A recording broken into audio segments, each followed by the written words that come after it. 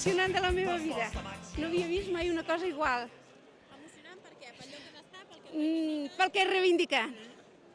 Ens hem passat tota la nit amb un autocar, 20 hores, i arribar aquí a veure això és la cosa més emocionant. Jo sabia que faríem ja pinya, el que passa que no m'he ni parat a pensar quan seríem ni... Sabia que la xifra que esperàvem no hi seria, però bueno, ja està prou bé. Bueno, els polítics és el que tenen molt a fer aquí, i aquí ara el que hem de procurar que s'ha de crear un conflicte a l'estat espanyol, que hi ha un territori de l'estat espanyol que no volem ser espanyols. I això ho hem de traslladar cara a fora. O sigui que els països d'Europa, sobretot, que se'n donin compte que hi ha un problema. I el problema no és Catalunya, el problema és Espanya, que nosaltres no volem ser espanyols. Jo vinc d'un poble a prop de Venècia, però parlo català. I estic amb aquest grup que estem per suportar els catalans perquè, vull dir, el dret d'autodeterminació dels catalans és el mateix per tots els pobles d'Europa. Doncs les preguntes dels catalans són les mateixes que fem nosaltres i per això estem aquí, tots junts. Ella és sarda, com podeu veure, un altre poble més, i ella també, i jo crec que l'Europa del futur ha de ser així. Sí, venim a defensar això, els drets nacionals dels països catalans, de Catalunya, les Illes Balears i el País Valencià. De València haurem vingut cap a un centenar de persones. Espanya és Àfrica! Fora del mercat comú!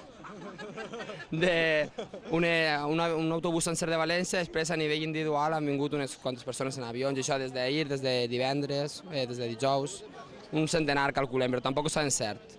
Jo he vist que a London, Ontario, Canadà, el que va de ser Catalunya lliure, independent, respectant tothom, respectant Espanya i els espanyols. Jo no vaig en contra de ningú. Anem a favor de la llibertat del poble català. Seríem els més bons amics dels espanyols el dia que siguem independents.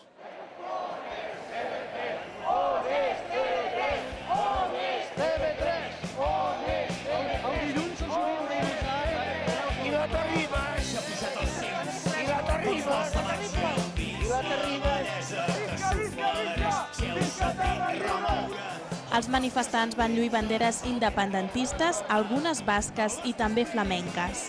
Altres van portar cartells on sortien cap per avall alguns eurodiputats catalans, com el socialista Raimon Obiols, el convergent Ignasi Guardans o el popular Aleix Vidal Quadras.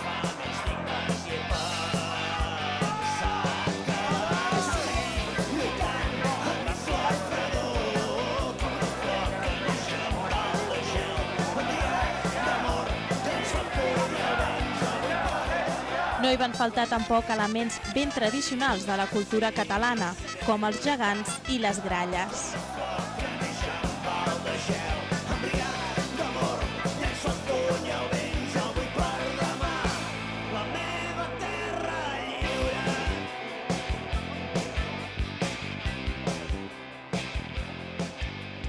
La veritat és que estem molt contents perquè hi ha milers de persones, creiem que més de 10.000. Aquesta manifestació, per exemple, és molt més nombrosa, hi ha molta més gent que la darrera de l'11 de setembre que va anar per la Ronda de Sant Pere, un carrer molt més estret que aquest. Aquesta és una avinguda enorme, de les més grans de Brussel·les, i la manifestació fa realment patxoca. O sigui que estem molt contents, ho valorem molt positivament. Que hi hagi milers de persones que amb la situació, el context de crisi econòmica que hi ha, agafin avions, facin 17 hores d'autocar. Qui avui en dia fa 17 hores d'autocar per desplaçar-se enlloc?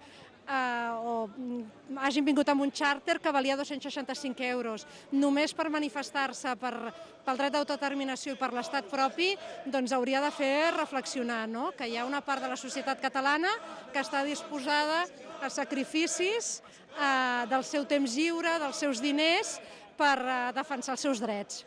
Anem a veure, quan vam començar fa tot just un parell de mesos, doncs hem aconseguit 186 delegats que s'han ofert voluntàriament per col·laborar amb la campanya i fer una mica de ressò per tot el territori.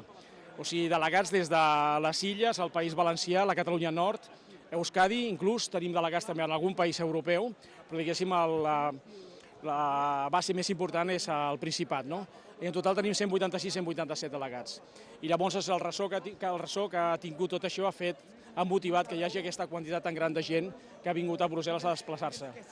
en època de crisi, amb el cost que hi ha del viatge, amb fred i tot això, però noi, el sentiment de país és molt important i per això la gent està aquí i estem molt satisfets. El fet de que 8 o 9.000 catalans hagin vingut a Brussel·les a reclamar que no dormin, penso doncs, que és un element que l'hauran de tindre en compte. Sobretot les forces que es diuen nacionals, com Esquerra i Convergència, hauran de fer un pas endavant perquè el país ho està demanant.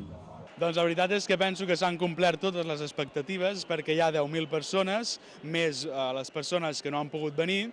La gent està entusiasmada i això obre, penso, un bri d'esperança per al poble de Catalunya, un toc d'atenció a la classe política perquè acabi decidint i acabi exigint el dret de decidir a la Unió Europea com a Parlament o com a Govern de Catalunya, que penso que properament es farà.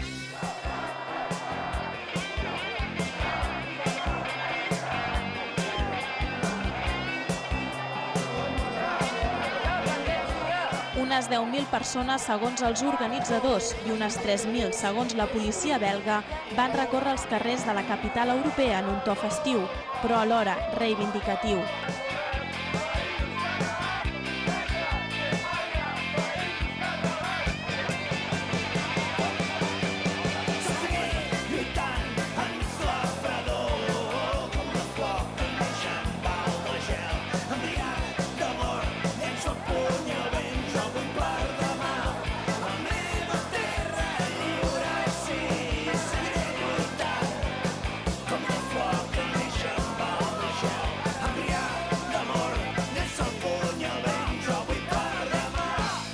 Doncs els organitzadors de la marxa han convidat a tothom a venir-hi i, evidentment, jo també puc sumar-m'hi, estic encantat de sumar-m'hi, només faltaria, i, per tant, faig una valoració molt positiva del fet que els partits, diversos partits, estiguin aquí presents, i especialment Esquerra Republicana, que és el que ha enviat una delegació de més alt nivell i fins i tot el seu candidat a les eleccions europees. Això és un pas més. Catalunya fa segles que malda per aconseguir la seva llibertat, per avançar en el seu reconeixement nacional i, per tant, totes les passes són positives, totes les passes sumen i nosaltres estem convençuts que aquesta també suma i és evident que en algun moment o altre el poble de Catalunya exercirà el dret a decidir el seu futur. Bé, doncs des de Molins de Rei van sortir ahir divendres a les 7 de la tarda 3 furgonetes amb 24 persones amb aquest viatge que ha durat 14 hores fins a arribar aquí aquest matí a 9:45 i la veritat que ha sigut un viatge una mica llarg, a fer molt de fred, a fer molt de vent, però bé, hem arribat força bé i aquí estem a la capçalera de la manifestació col·laborant amb aquesta reivindicació que tota la gent d'Esquerra Republicana de Catalunya està defensant. Bé, el que esperem és internacionalitzar el conflicte de Catalunya amb l'estat espanyol, que els diferents estats de la Unió Europea comencin a sentir la paraula Catalunya com un problema que pot afectar a l'estat espanyol i que, per tant, que quan arribi el dia de la veritat, el dia que els catalans i catalanes votem a favor de l'autodeterminació, ens reconeguin com un estat propi dins de la Unió Europea. Avui no és un punt d'acabada, sinó que és un començament i continuar amb aquesta mateixa lluita des de la societat civil, i crec que la implicació de la societat civil és bàsica per aconseguir les llibertats per al nostre país. Quan veuen aquesta mobilització, llavors és quan els polítics han d'estar alerta i ho han de posar a les seves agendes polítiques, no? Ja hi ha partits que ho estan fent i que ho estan reclamant, no? Però hauríem de ser tots, hauríem d'anar tots units.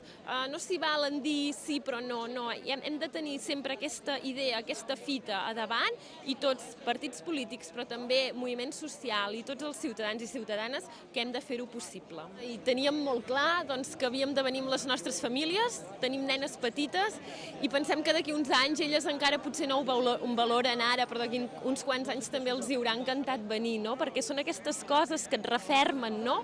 Com a català i com a que tu tens molt clar la fita que tens que aconseguir. I això és el que transmets, no? Als teus fills, les